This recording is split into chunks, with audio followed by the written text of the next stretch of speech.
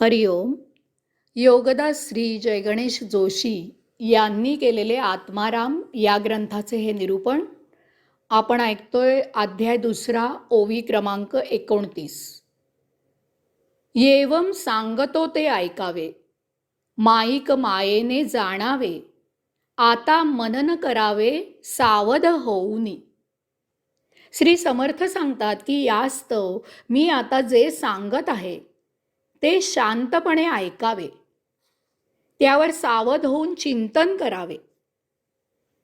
हा विषय सर्व व्यवस्थित समजून उमजून जाणून घ्यावा, त्यावर सखोल मनन करावे, त्याप्रमाणे याचे प्रत्यक्ष आचरण करावे आणि आपला आत्मोद्धार साध्य करावा, हे उत्तम.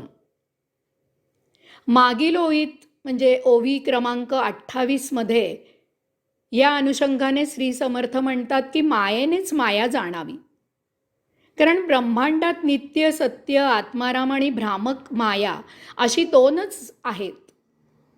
तथापि आपण मागील ओवीत पाहिले की आत्माराम मायेचाच उपयोग करून जाणावा लागतो. यामुळे आत्मारामाचाच उपयोग करून माया जाणण्याची सोय उरली नाही. तेव्हा आता माया जाणायला माया हाच एकमेव पर्याय शिल्लक आहे. काट्याने काटा काढावा, माया मायेनेच जाणावी. माया माईक आहे, म्हणजे माया नाशिवंत आहे. त्यामुळे ती अशाश्वत क्षर आहे, तिचा काहीही भरवसा नाही. माया या क्षणी आहे आणि असे पाहता पाहता ती कोणत्या क्षणी नष्ट होईल, मर्त्य होईल, कुचकामी होईल, याचा काहीही भरवसा नाही. तसेच मायेमुळे सौख्य मिळत आहे असे जाणवेपर्यंत त्यामधून दुःखाचे चटके बसू लागतात. म्हणजे जर भरपूर भूक लागली आहे तर तुम्हाला सुग्रास अन्न मिळेल, परंतु त्यासाठी तुम्हाला काटेरी आसनावर बसावे लागेल. ते काटे टोचत असताना तुम्हाला ते सुग्रास अन्न भक्षण करावे लागेल. असे हे मायेचे सुख आहे, ते दुःखाशिवाय असूच शकत नाही. माया आपल्याला भौतिक वस्तू जगताच्या भोगापवर्गतेत अडकवते. याचा अर्थ असा आहे की आपण भौतिकाचे कितीही अगदी भरपूर उपभोग घेतले तरीही ते क्षणभरच टिकतात. असे उपभोग कधीही पूर्ण समाधान आणि तृप्ती देत नाहीत. एक उपभोग अन्य अनेक नवीन उपभोग निर्माण करतो, कारण एका उपभोगाला अनेक पर्याय असतात.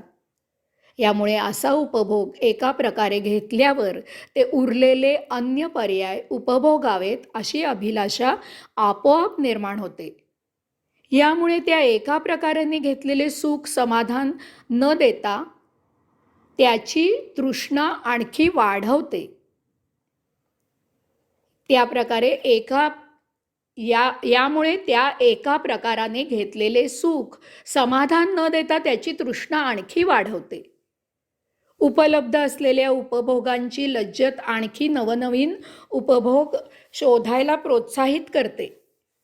या ब्रह्मांडात असे उपभोग किती शोधावे याला मर्यादा नाही, कारण सृष्टीमध्ये प्रतिक्षणी जुने विलीन होते आणि त्यामधून नवीन निर्माण होते. याला अंत नाही. कितीही शोधले तरी त्यापेक्षा न शोधलेले त्यापेक्षा कितीतरी पट सदा शिल्लक असते. अशा प्रकारे आपल्या आयुष्यात जे जे घडते ती माया आहे. ती आपल्याला सदा असमाधानी आणि अतृप्त ठेवते. यामुळे आपण सदा सुख आणि दुःख अशा फेऱ्यात अडकतो. जन्ममरण असे रहाटगाडगे सतत सुरू असतात. यास्तव श्री समर्थ सांगतात की यावरून माया मायेच्याच करणीने जाणावी, तिच्यापासून सुटका करून घ्यावी आणि शाश्वताचा आनंदाचा मुक्तीचा मार्ग अनुसरावा, हे उत्तम. यासाठी आता सावध होऊन पुढील ओव्या जाणून घ्याव्यात. पुढची ओवी, ओवी क्रमांक 30. मायेकरिता माया दिसे, मायेकरिता माया नासे, मायेकरिता लाभ असे परमार्थ स्वरूपाचा. मायेकरता माया दिसे. माया दृश्य आहे, रूपवान आहे, आकारवान आहे. तिच्यामधून अनेकविध प्रकारचे भौतिक वस्तुजगत निर्माण झाले आहे. त्याचा आपण आस्वाद घेऊ शकतो, त्याचा आपण उपयोग करू शकतो, त्याचा आपण उपभोग घेऊ शकतो. अशा प्रकारे माया आपल्याला प्रत्यक्ष जाणवते. तथापि एक गोष्ट आपण लक्षात घ्यावी की माया ही मायेकरताच दिसते. अशा प्रकारे दृश्य होण्यामध्ये मायेचा एकमेव हेतू असतो की मायेने माया वाढावी. चंदनाचे खोड झिजते, स्वतः नष्ट होत होत सर्वांना सुगंध देते. तसे मायेचे नाही. मायेचा जितका उपभोग घ्यावा तितकी तितकी ती वृद्धिंगत होत जाते. मायेचा एक उपभोग इतर अन्य अनेक उपभोगांची अभिलाषा निर्माण करतो. आपण मायेचा जितका जितका उपभोग घ्यावा तितके तितके आपण मायेत गुरफटून जातो, गुंतत जातो. कोळ्याच्या जाळ्यात कीटक अडकतो. तो स्वतःची जितकी जितकी सोडवणूक करू लागतो तितका तितका तो त्या जाळ्यात आणखी आणखी अडकू लागतो. तसे मायेचे कवच आहे. तिच्यात अडकणारा तिच्यात आकंठ बुडून जातो. मायेकरिता माया नासे. अशी ही माया नाश पावते. याचा अर्थ ती कायमस्वरूपी नष्ट होते असे नाही, तर ती नष्ट होते आणि पुन्हा नव्या स्वरूपात, नव्या आकारात, नव्या रूपात पूर्वीपेक्षा आणखी जास्त आकर्षक होऊन प्रकट होते. सापाची कात पाहून असे अनुमान करू नये की साप मेला. कात टाकून साप मरत नाही, तर तो नव्या कांतीने आणखी चमकदार दिसू लागतो. माया जुने उपभोग दूर करण्याकरता नष्ट होते आणि त्यामधून नव्या उपभोगात दुप्पट जोमाने प्रकट होते. झाडाची पाने पिकतात आणि गळून जातात, तथापि तेथे ताजी टवटवीत कोवळी नाजूक विविध रंगसंगतीची नवी पालवी फुटते. त्यायोगे झाड वाढते, झाडाची वाढ होते. माया स्वतःच्या वृद्धीसाठी नष्ट होते. त्यामधून ती चौपट वेगाने उसळी घेते.